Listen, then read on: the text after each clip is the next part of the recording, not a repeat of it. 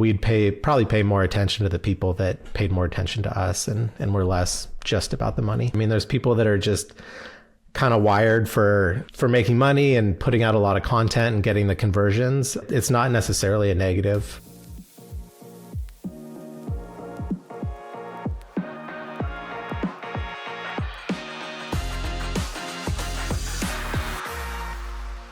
In this episode, I'm joined by Phil Starkovich. Formerly of TubeBuddy, he was a co-founder there and helped bring that tool to millions of creators to help them grow, build, and monetize their YouTube channels. His latest project, Creative Fuel AI, is really exciting. And what it does is it helps creators to actually supercharge their content. Now, we sit down, we talk about some of the lessons he learned at TubeBuddy. We talk about affiliate marketing, how to get those programs right. And as an affiliate marketer, what to focus on, how to make the most out of it. Let's dive straight in. Well, hello and welcome, Phil. How are you doing? I'm doing great. Thanks for having me. Do you know what? Really appreciate you joining us on the podcast. And I think probably most people will know you from TubeBuddy. Is that fair to say? Definitely fair to say. Yeah, one of the TubeBuddy co-founders. I guess my official title was CEO, even though I did a lot of development and marketing, a little bit of everything. Well, and what we're really curious to have a conversation about is really the affiliate side of what you did at TubeBuddy and generally, more your principles around it and your thoughts. So I guess first off, can you tell me a little bit about setting up the affiliate program with TubeBuddy? What was that like? So TubeBuddy was founded by 4 developers. And I don't know if the affiliate community knows, but the developer community always talks about how we hate marketing. There's a lot of great products out there that nobody knows about because developers like myself will build something, but then we don't want to talk about it. We just want to keep building and it just kind of sits out there. And so early on, we decided, okay, if we're not going to talk about it, let's find people that will and try to be generous, set up a really good affiliate commission structure, and let's have kind of this army of affiliates out there for us so that we don't have to deal with it. And so from the beginning, that was really our goal, is just like build these great relationships with affiliates out there and, make it a win-win for everybody. And was there any pushback when you started thinking about and talking about the affiliate? Yeah, I mean, I definitely always pushed for higher percentages. There were 4 of us. Some people disagreed a little bit. But yeah, I think at the end of the day, even with a higher percentage, there's so many times our affiliates will talk about TubeBuddy or did in the past where they didn't put out their affiliate link. So it's not like, we offered a 50%, 30 to 50% affiliate commission. And a lot of times people would just end up talking about it and not getting any commission. So it's not like every single dollar we're losing out on 50 cents. It's, just for the people that happen to click the links. So that's kind of how we looked at it and got past some of the internal arguments is we're not actually giving up that much. We are in some cases, but it's not as bad as it looks as far as us losing money out of it. Yeah, it's not like a blanket discount across the whole board. Yeah. So when you were setting it up, like, what was important to you and like what were the first steps that you took? I mean, for us, we built a product that helps YouTubers.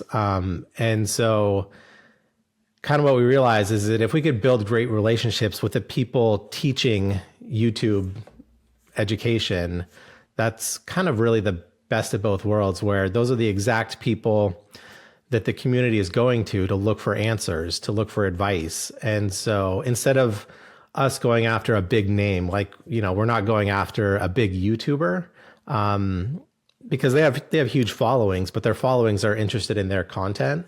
So we went after the people in the education space to work with because that's where our customers are going. They're searching, how to get more views on YouTube, how to grow my channel, these different things. And yeah, I guess one thing related there,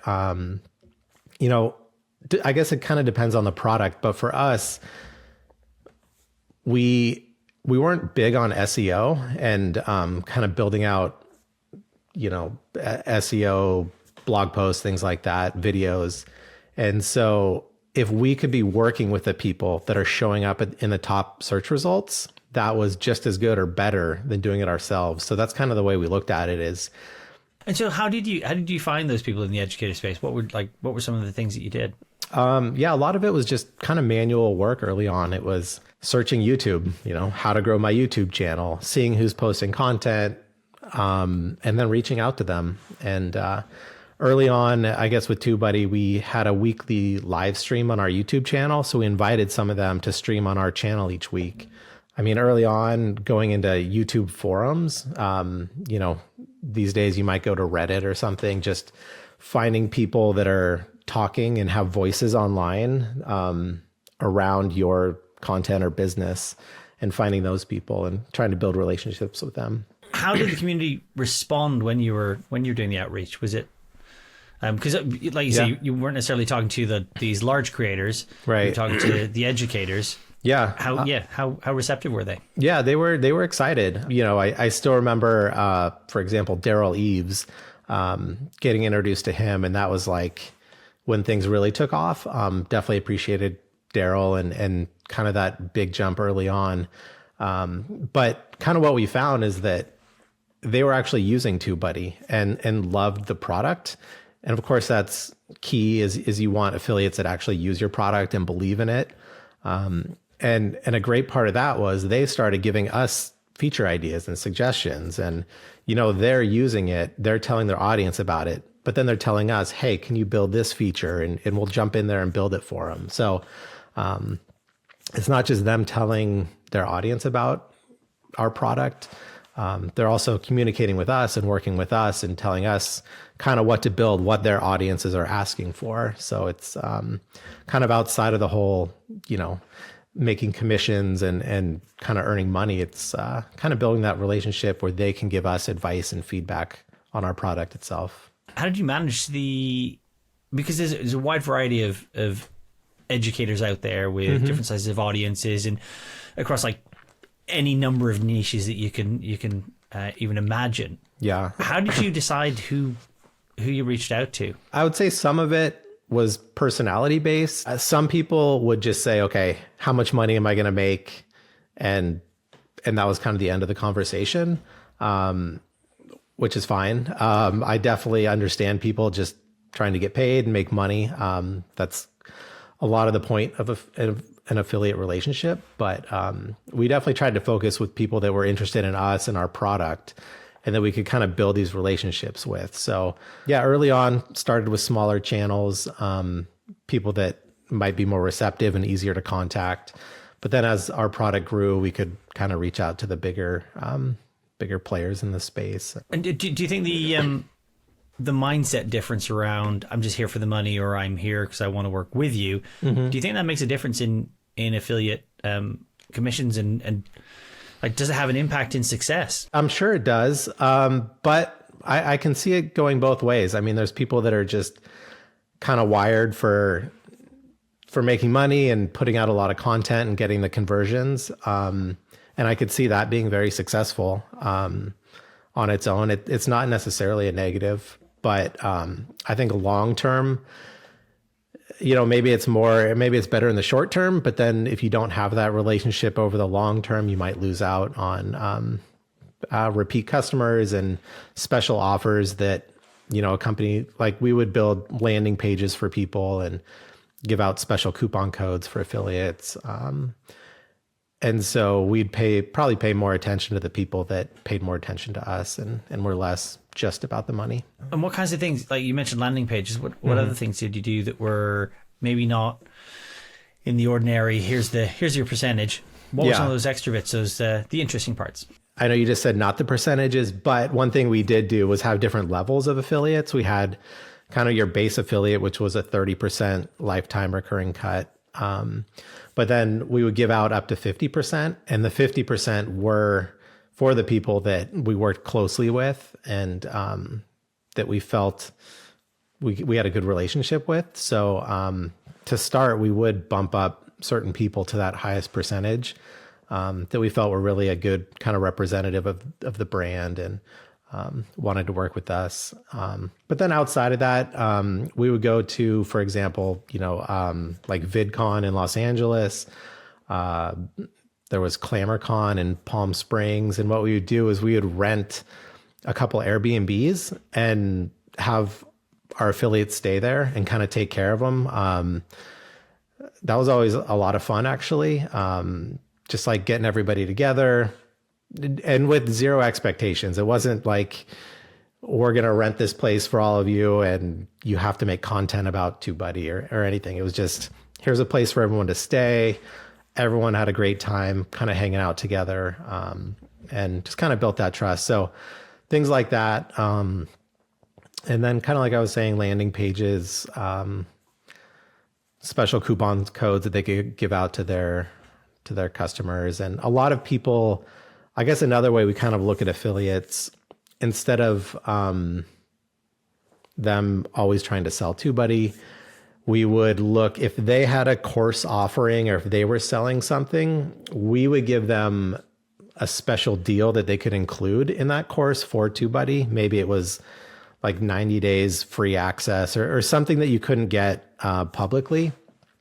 So then somebody could say, buy my $100 course and get $120 worth of free TubeBuddy access. So it kind of just added that extra line to their sales page saying you're going to get, more than the cost of this in a TubeBuddy subscription in addition to what they were offering. And what were some of the things, like that's your side of it, but from the affiliate side of it, what were some of the things that you saw the affiliates doing that were really effective that helped them be successful as affiliates?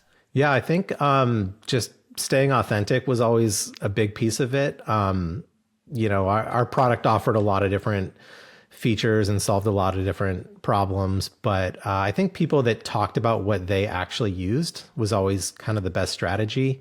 Just being authentic with how they use the product and how it can help their audience. And what was it that was always the hardest to get people to do, to overcome or to maybe stop doing?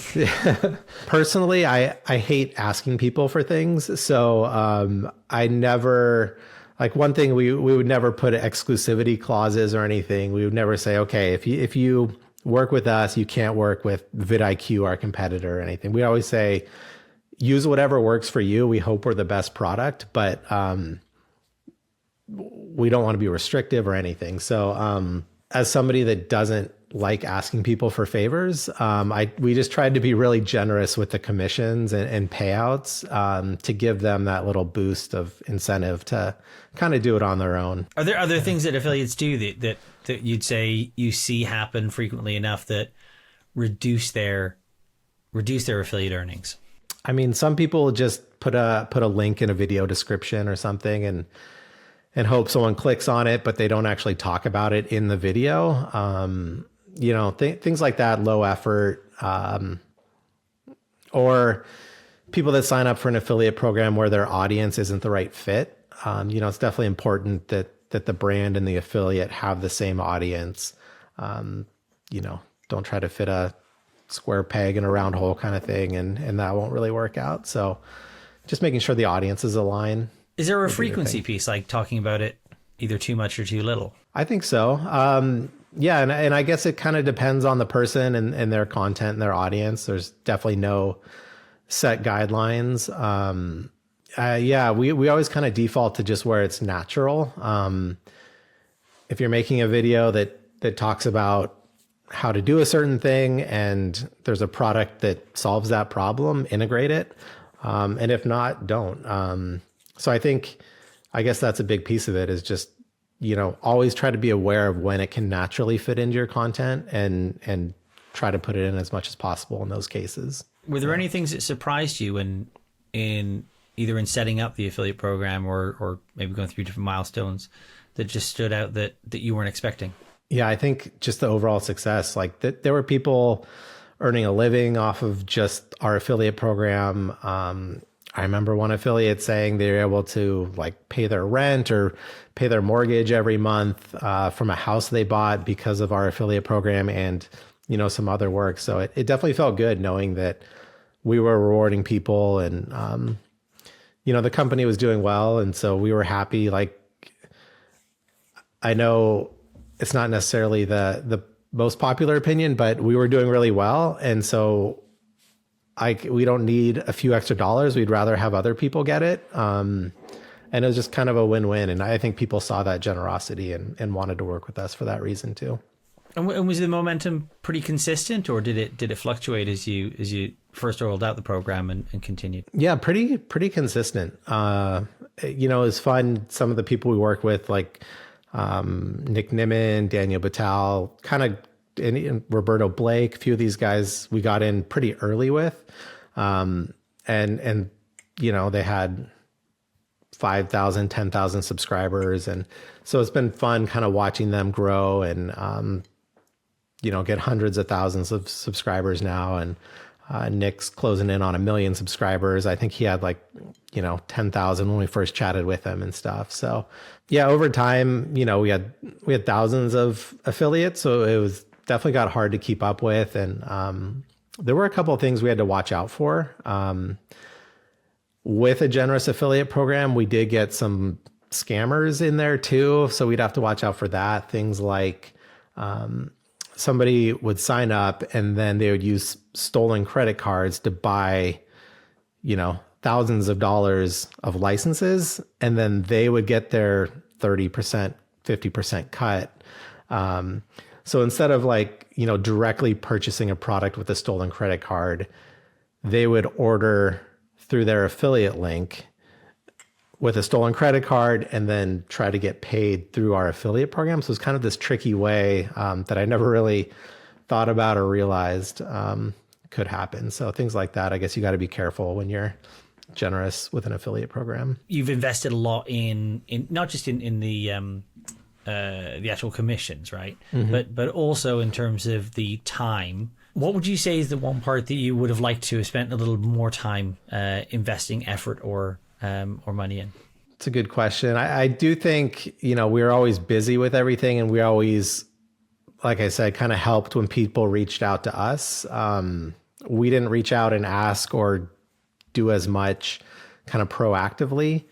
So I guess kind of looking back, maybe spent more time proactively reaching out to people and working with them, setting up special deals or relationships with certain affiliates to try to boost it. So maybe a little more personal time. Things were busy and we did the best we could, but I do think we could have reached out and kind of asked for things and worked kind of on a deeper level in some cases that we just didn't, because we didn't want to bother people. And kind of more broadly thinking about the affiliate space in general, what are some of the things that you see? Because obviously with affiliates for TubeBuddy, you'll have had conversations that have fallen into areas outside of TubeBuddy, other programs. Yeah. What are some of the things that you've seen that have been common, either misconceptions or misunderstandings around affiliate marketing in general? One thing with affiliate versus, say, a sponsorship or something like that is, I think the general sense is a lot of it is just kind of hands off. Like if you're working with Amazon, you throw an Amazon link in there, a Geniuslink. And so there's a lot of affiliate programs where you never actually talk with somebody from the company.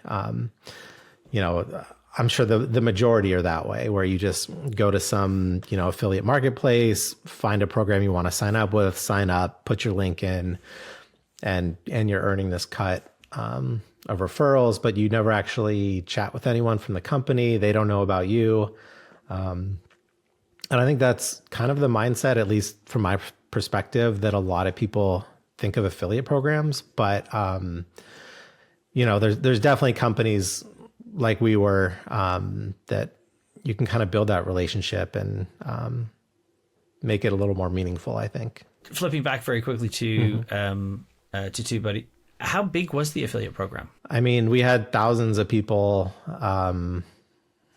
earning commissions every month. So it was pretty big, yeah, I would say, especially for a company like us. Would it be fair to say that, did you have that natural bell curve of those who were kind of making significant commissions on one side and your average, was it like that, or was it? Yeah, I don't know if it would be a bell curve.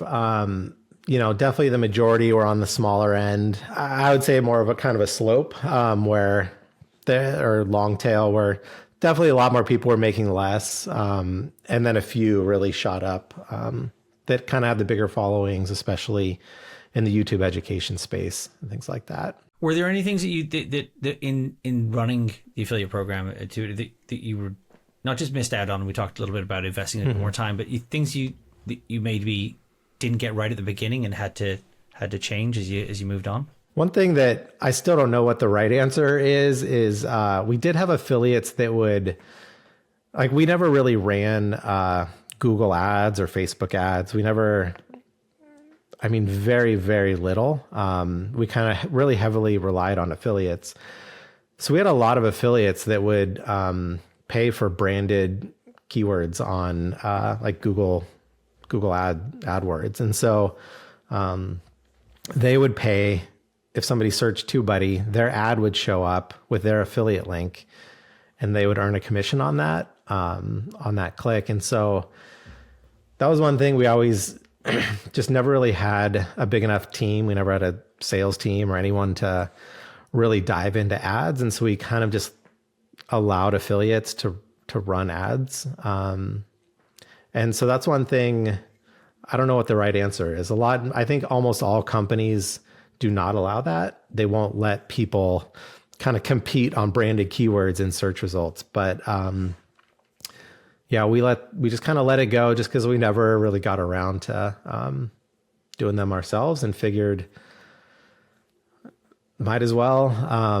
There's probably a lot of sense, is it, in having, it's like, it's an outsourced marketing agency. Yeah, just completely diversified. It's competing against themselves, right? Between themselves. So I think, is that fair to say that probably got the best result? I would think so. Yeah. So yeah, that's kind of why we let it go. And, a lot of things have changed since then, since the acquisition, but back when we were running it, that's kind of how it was. So it's been, like you said, it's been like 4.5 years. Yeah. You've moved on to some other interesting projects. Yeah. One of them that you're currently working on is Creative Fuel.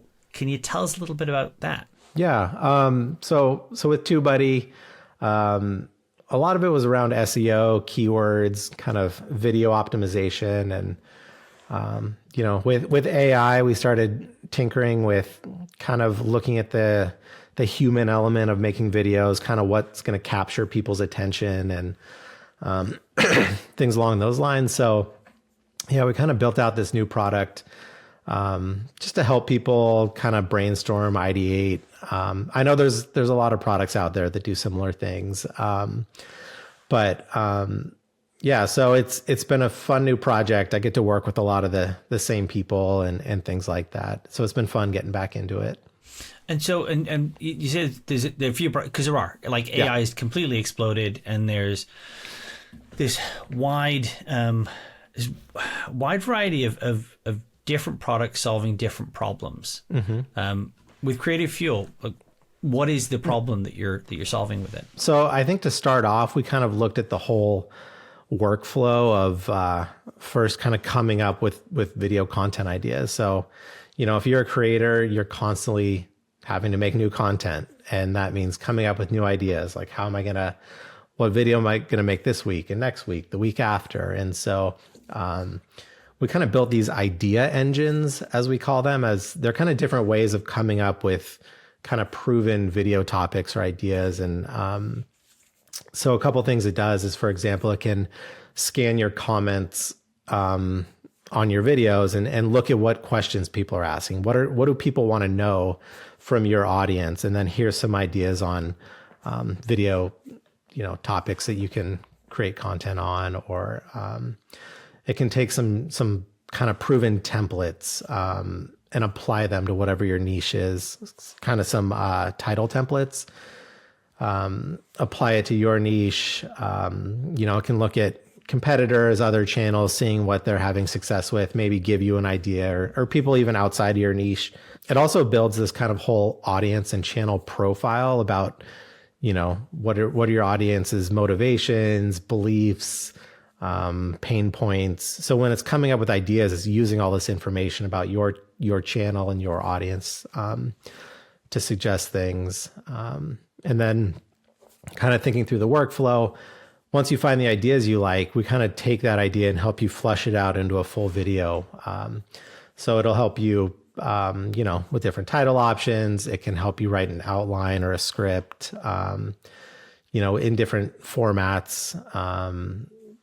It can look at kind of how you write descriptions in the past and write descriptions, kind of streamline some of that workflow, and then publishing on YouTube. So kind of end to end, we're filling in some pieces to help streamline the creator's workflow and help them come up with ideas. That sounds really good. And what I'm hearing is you're providing a lot of context for it to operate on. So it feels like it's going to be much more of a tailored solution. Yeah, absolutely. And that's kind of the first step before you can do anything is you enter your channel. And it goes and scans your videos and like I mentioned, comments, things like that, and builds this whole profile. And with this product, one thing that's nice is we don't ask or need permission or access to your channel like most products. It kind of just works off public information.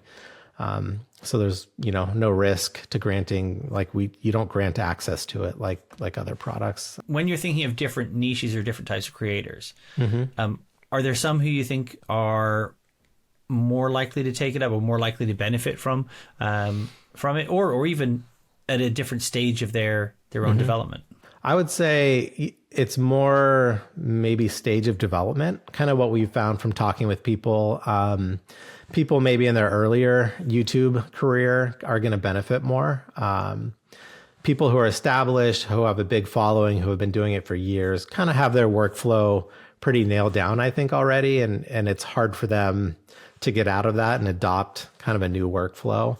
But, if you are a more experienced creator, there are time-saving things like when it is scanning your comments, giving you ideas, things like that can definitely benefit. And then, there's certain things that we're trying to build out more for experienced creators. And one thing we've been talking recently was around, if you get AI to write a script, it never really sounds exactly like you, even if you feed in existing transcripts and things like that. And so we kind of build outlines, try to help people in that way. But more experienced YouTubers have been asking us for something where you can kind of like paste in a script you're working on, and it'll give you feedback and ask you questions and really make you kind of think about different sections of the script and help you kind of mold it. So, something along those lines we're kind of working on. It's almost like taking it from being a kind of guide to then moving it to be almost like a sparring partner. Yeah, exactly. Kind of bounce ideas back and forth and kind of have preset, in addition to just kind of an open-ended thing, maybe some preset things that a lot of YouTubers would want specifically for their scripts. Have you found in starting Creative Fuel, you've obviously made loads of really good relationships with YouTubers. Yeah. But in starting Creative Fuel, what are some of the challenges you found in making the leap from one product to another? Yeah, there's definitely a lot of challenges. It's humbling starting over. With TubeBuddy, we would get thousands of installs every day, new users. And, now we get like a handful of new installs every day. So it's hard getting the word out. I think, this time around, there's a lot of products already out there. I think it's easier than ever to build software products with the help of AI. So there's a lot of competition. People with big followings that weren't necessarily programmers can now actually build software themselves and have this built-in marketing channel. So I think, anyone out there that has a following that's been afraid of software, maybe now's the time to kind of jump in and play around. And is that where you see that, do you see that as a trend as well? Not just people developing, but is there a place for partnerships?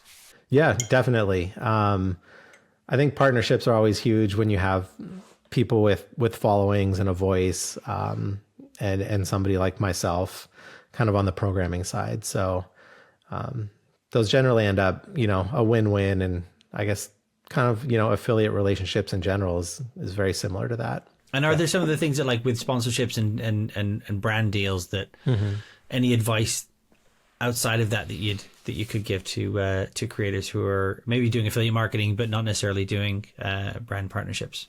I would say it never hurts to reach out. I think some people might be afraid to reach out to brands, but especially if it's a smaller brand or even bigger ones, it never hurts to try. We almost always worked with people that reached out to us in some way or another. So it's definitely worth giving it a shot. I think trying to build relationships with brands is huge. So again, it's not just about, how much you're going to get paid. Try to think of it more as a long-term thing where you can work with them into the future, and find companies that align with your audience. And I kind of mentioned it earlier, but just almost personality wise as well. I think each company has its own personality, and, we always wanted everyone to get paid and would try to be, fair with commissions and payments, but that was never our focus. And so if that is your focus, find other companies that are focused on just, maximizing revenue and money. And do you think that plays into a lot of YouTubers have talked about the overwhelm, and I mean, we say the word YouTuber, right? But that's suggesting it's one discipline, but it's not. It's made up of loads of different disciplines. But do you think that relationship piece and actually culturally working with culturally similar brands that share your values, do you think that has an impact on that whole sense of overwhelm and actually being able to manage effectively? Yeah, I mean, it definitely takes work. That's one thing when you think about, sponsorships versus affiliate programs. Affiliates, it's easy. You throw a link in there, you get paid a commission if somebody happens to order the product in general.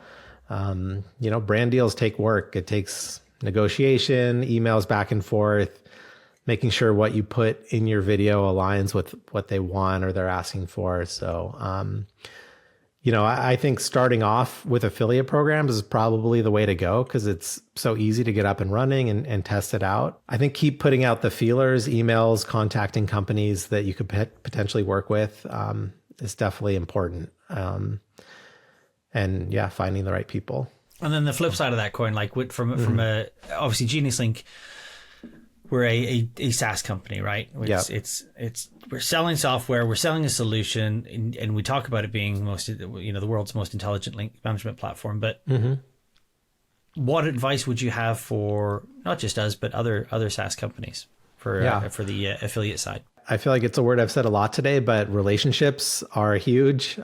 So instead of just seeing a spreadsheet of names that are, referring you, find especially the people that are putting in the effort, that are sending a lot of traffic over and actually promoting you. Make sure to build those relationships, reach out, is there anything we can offer you? How are things going? Anything along those lines, I think goes a long way, just sending out a coffee mug or some swag to your top affiliates. Something we always try to do. We had a list of birthdays of top affiliates and would reach out, wish them happy birthday. I think a lot of the little things kind of go a long way, especially if you're not a rigid corporate big company. I really like that. I think it is. I'd echo the relationship piece, right? It's, relationships are ultimately at the end of the day. Yeah. Businesses don't have relationships with businesses. People have relationships with people within businesses. Definitely. So where do you see things moving? What are some of the trends that you're looking at now and you're either wondering if they're going to come through or what do you see developing over the next kind of 6-12 months? I don't know. Over the last year or two, I've kind of seen this separation of bigger companies being more restrictive with their affiliate programs and reducing and eliminating things, and kind of the smaller companies jumping on board with the larger affiliate cuts and kind of working more directly with affiliates. So I guess kind of one thing I've seen is this restriction. I mean, on the TubeBuddy side, it's definitely sad to see, we used to offer lifetime affiliate cuts, 30 to 50%. And now As of this month, it's down to 15% and 1 year click attribution, which all these people that have spent years promoting TubeBuddy, even all these old commissions that they've referred under this other kind of pre-existing commission rate kind of got downgraded. So, I've been hearing about that a lot, unfortunately. But it kind of seems like this general trend of these kind of bigger companies cutting off affiliates, which, I think they're kind of shooting themselves in the foot a little bit. But, everyone has their reasons. And so that's kind of what I'm seeing from the bigger business side. But a lot of the kind of YouTube tools on the creator side built by individuals or small groups, I am seeing kind of the big affiliate cuts and percentages. So, it kind of depends who you're looking to work with, but kind of these smaller companies that are sprouting up seem to be pretty generous and easy to work with. That's kind of a trend I've seen in general. Kind of on the affiliate side, as far as Creative Fuel, one thing we're looking at building right now, and we're kind of in the middle of, is helping creators find affiliate programs that are good for them. So for example, one thing it can do is you can put in a channel in your niche or a group of channels, and it'll go out and it actually scans all their descriptions of all their videos and pulls out, okay, who are all the affiliates they're working with? What are their brand deals they have going on? And then kind of give you a list. Okay, here are all the companies that channel X is working with. You should reach out to them and reach out to these companies and see if they're looking for more sponsorships or affiliate programs. So, we're hoping to have that live within the next couple weeks and, potentially build out this kind of affiliate directory or affiliate center within Creative Fuel that you can kind of find the best affiliates to work with. So we are excited about that. It does feel like almost like creating a snowball effect of not just the content, but then wrapping it around in the potential for revenue that it's got. Yeah. And so, hopefully build that out, potentially find ways to work with Geniuslink would be fun. Definitely big fans of the company and Jesse and, all you guys. So excited about that. Thank you. No, and likewise, we're really big fans of you, and I'm personally really excited about Creative Fuel. Cool. I think it's a really interesting project, and like you say, fills that problem for accelerating growth really for YouTubers. Ideally, that's the plan, and we're having fun, and we're always just kind of building features people ask for and stuff. I'm actually not a YouTuber myself, which is kind of funny after building this big YouTube product. Generally hate being on video. But so that's why I appreciate you making the exception for us. For you guys, anything. Yeah. No, I appreciate you having me on too, just to talk about things. I am passionate about affiliates, and building out the original TubeBuddy affiliate program was life-changing for me, definitely. So I owe a lot to affiliates in general. Well, in that case, then I do want to know what's your one piece of last final piece of advice for affiliates. What would you say? I would say, kind of like I've mentioned, reach out to brands more often. You might be surprised with getting authentic relationships built. If you're linking to Amazon, it's just a link. That's great. But if you do end up working with smaller companies, definitely reach out, say hello. I think there's a lot you could benefit from that, which you might not know about. Brilliant. Yeah. Excellent. Well, I really appreciate that. It's been really interesting understanding a lot more around the TubeBuddy affiliate program and understanding a little bit more about Creative Fuel. And I am super excited to see how that grows. Want to thank you very much. You've been an excellent guest. Really appreciate you joining us today, Phil. Awesome. Thank you. Honored. I'm a fan of the podcast, so it'll be fun. I don't listen to myself ever. I can't stand it, but I will listen to your other episodes, and appreciate you having me on. Brilliant. Thanks very much, Phil. All right. We'll speak to you soon.